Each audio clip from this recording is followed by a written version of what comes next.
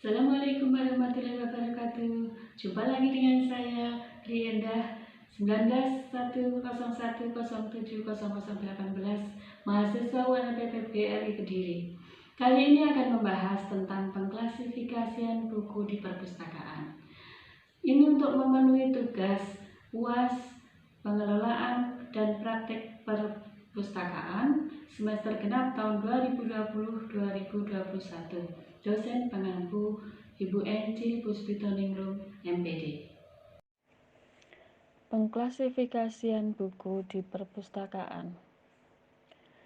Latar belakang pengklasifikasian buku di perpustakaan yang pertama adalah pemilahan bahan perpustakaan atau klasifikasi merupakan kunci mendasar bagi proses-proses lainnya untuk bisa berjalan secara sistematis. Yang kedua, pemilahan bahan pustaka bertujuan untuk membagi bahan-bahan perpustakaan yang ada menjadi berbagai kelompok sesuai dengan tema, judul, penulis, dan parameter lainnya yang akan memudahkan penempatan bahan pustaka tersebut dalam rak buku. Serta yang lebih penting lagi adalah untuk memudahkan proses pemanggilan kembali atau recalling ketika buku-buku tersebut dibutuhkan. Pengertian klasifikasi. Klasifikasi berasal dari kata classification, dari kata kerja to klasifikasi, yang berarti menggolongkan dan menempatkan benda-benda yang sama di suatu tempat.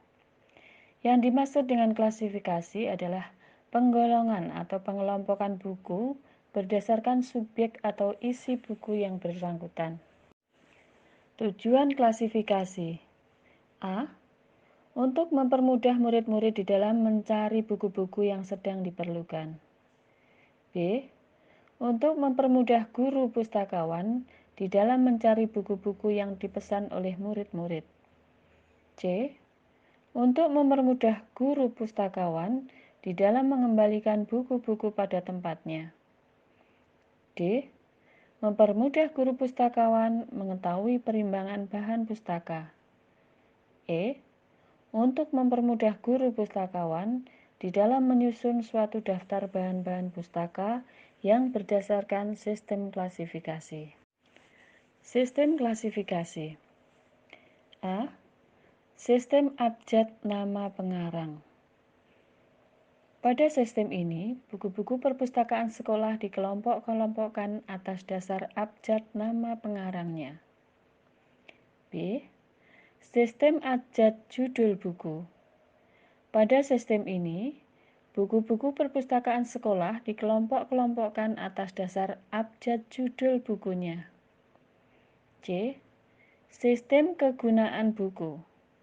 Pada sistem ini, buku-buku perpustakaan sekolah dikelompok-kelompokkan atas dasar kegunaannya. Misalnya, buku-buku cerita dikelompokkan menjadi satu. Kemudian buku-buku ilmu pengetahuan dikelompokkan menjadi satu. D. Sistem penerbit. Pada sistem ini, buku-buku perpustakaan sekolah dikelompok-kelompokkan atas dasar penerbit buku. Skema klasifikasi buku. Yang pertama adalah skema DDC. Dewey Decimal Classification atau DDC merupakan sistem klasifikasi perpustakaan hasil karya Melville Dewey antara tahun 1851 sampai 1931.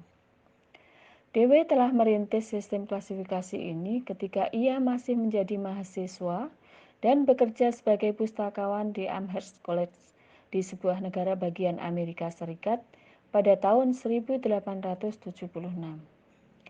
DDC terdiri atas dua jenis, yaitu yang pertama adalah tabel.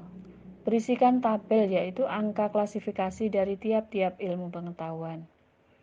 Yang kedua adalah indeks. Berisikan nama-nama ilmu pengetahuan dengan angka klasifikasi di belakangnya. Yang kedua adalah skema UDC. Klasifikasi ini dikembangkan oleh pakar bibliografi Belgia, Paul Otlet dan Henry Lafontaine pada akhir abad ke-19.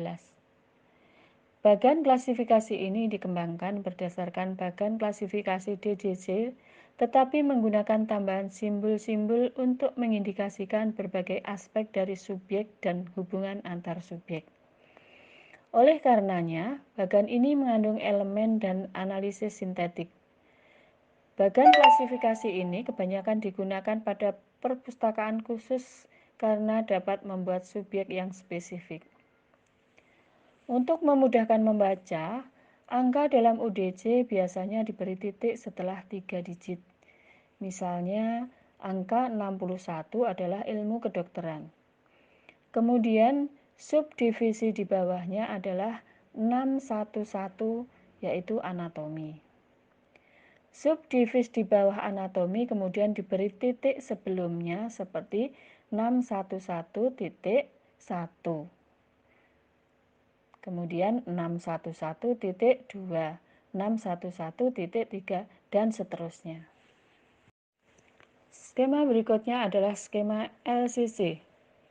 Skema klasifikasi ini adalah penyusunan menggunakan huruf.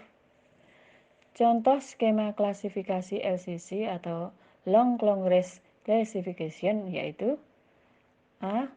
Karya umum, B. Filsafat, C. Agama, D. Ilmu sosial, E. Ilmu bahasa, dan seterusnya. Semua menggunakan huruf. Sekian penjelasan dari saya. Semoga bermanfaat. Sampai ketemu di lain waktu. Wassalamualaikum warahmatullahi wabarakatuh.